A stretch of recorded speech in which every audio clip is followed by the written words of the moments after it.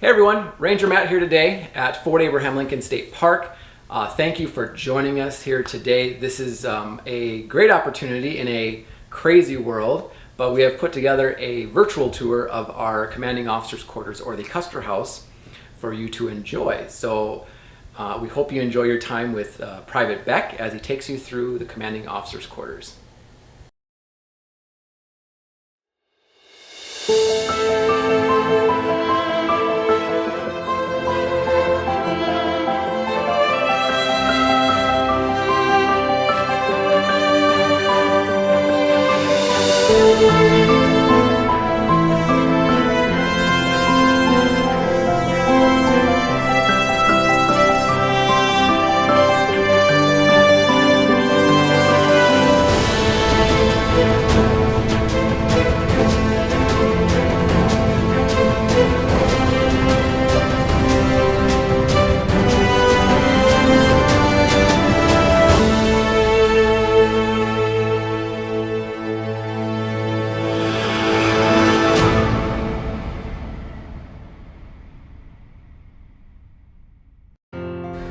Welcome to the Commanding Officer's residence here at Fort Abraham Lincoln. We're glad to have you. My name is Private Beck, and I'll be the one escorting you through the house.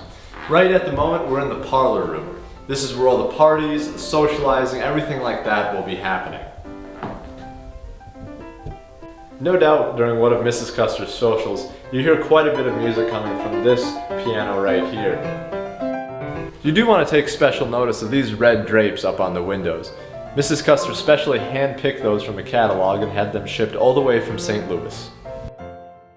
This Queen Anne window was added to the architecture here in 1875 and is a great spot for Mrs. Custer to watch the goings-on of the fort, get some reading done, or even some sewing.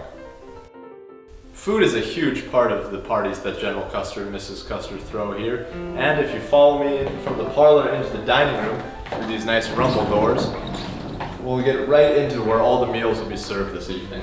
And no doubt, in a few hours, this table here will be set for perfection for your meals. From the dining room, why don't you follow me back here into the hallway into Mrs. Custer's water closet.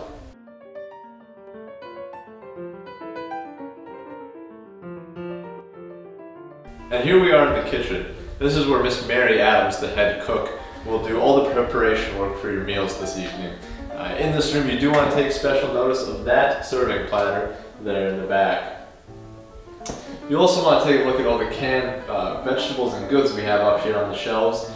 Here at Fort Lincoln, we get most of our food in from St. Paul by railroad. We do have some post gardens here, but unfortunately the grasshoppers and the rabbits often get to that vegetable and food storage a lot of times before the soldiers do.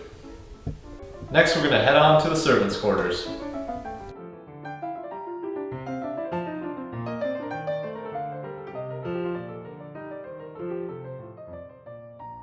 This room here belongs to the servants that are employed by General and Mrs. Custer. They do all of the cooking, the cleaning, the sewing, a lot of different work here at this house, as well as the residence of Tom Custer, the General's brother. The servants here are paid $256 a year by the General. That's quite a bit of money here in 1875, especially considering that a private in the U.S. Army like myself makes $13 a month. One of those dollars goes to my retirement pension. The other dollar goes to pay all the laundresses here who wash the soldiers' clothing. With $11 remaining a month, that makes $132 a year. So the laundresses employed by the Custers make just about double what I do. The upstairs area here also includes these two guest bedrooms. The General and Mrs. Custer find themselves entertaining a lot of guests over the course of the year, and these two guest bedrooms help to house just a few of them. The rest of them are going to have to stay over in Bismarck. Many of these guests include Mrs. Custer's friends, the Wadsworth sisters, and George's relatives Boston and Audie Reed. Even Tom Custer stayed up in these rooms when he wasn't staying in his own home at the end of Officers' Row. The Custers have also provided a very nice fainting couch for those ladies with a little bit of a tighter dress and heavier garment on who need to lie down before the party this evening. Welcome to the billiards room. This room here originally was two guest bedrooms, but the General expanded it out, making it a little bit bigger, fit a billiards table in here. This room is often used by the officers and other men here at the fort to relax, play a game, maybe some cards, read a book, and relax after a long day of work here at Fort Abraham Lincoln.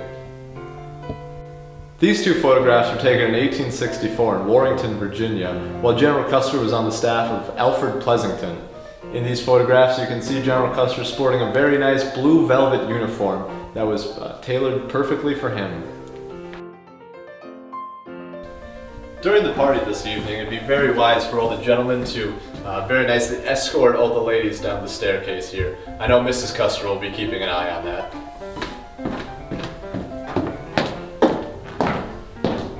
And this is General Custer's study, one of his favorite rooms in the house, and definitely where he spends a good chunk of his day. As you can see by the desks here, he's a prolific reader and writer, and at this desk right here, he does a lot of his office paperwork, stuff like that to keep this fort running. And on my left, you can see this field desk here that you do want to take special notice of. These field desks, you can stick a lot of different things in, folds up, go in the back of a wagon, and might be following us next year on campaign. The general also has many photographs in his study representing some of his friends, family, and important periods in his life. For example, this photograph here of Lawrence Baird, a Shakespearean actor friend of General Custer. Or over here, a photograph of General Custer in 1874 in the Black Hills, where he killed his first grizzly bear. We also have a picture of General Custer and the Grand Duke of Russia, Alexis Romanov, on a buffalo hunt in the early 1870s. And right above his desk we have one of General Custer's favorite drawings, a picture of Mrs. Custer on their wedding night in February of 1864. This is the master bedroom. This is where the General and Mrs. Custer spend most of their evenings. But you might not know that this is actually the second master bedroom in the second house, because the first house, shared by the General and his wife, actually burned down in the winter of 1874. And more than likely, the fire actually started right here in the chimney. You do want to take really special notice of this wicker rocking chair right here. This is one of Mrs. Custer's absolute prized possessions in the house, and when that first house started to burn down, General Custer made sure that it was saved for her. And this is the final room in the house here, the dressing room. This was actually a gift to Mrs. Custer. General Custer put it in the architectural plans of the house. Being a high society lady, Mrs. Custer really prides herself on having some of the latest fashions from New York, London, Paris, and you can see some of those on display here. And with that, we want to thank you for coming on this tour today of the Commanding Officer's residence here at Fort Abraham Lincoln. We hope to see you again very soon.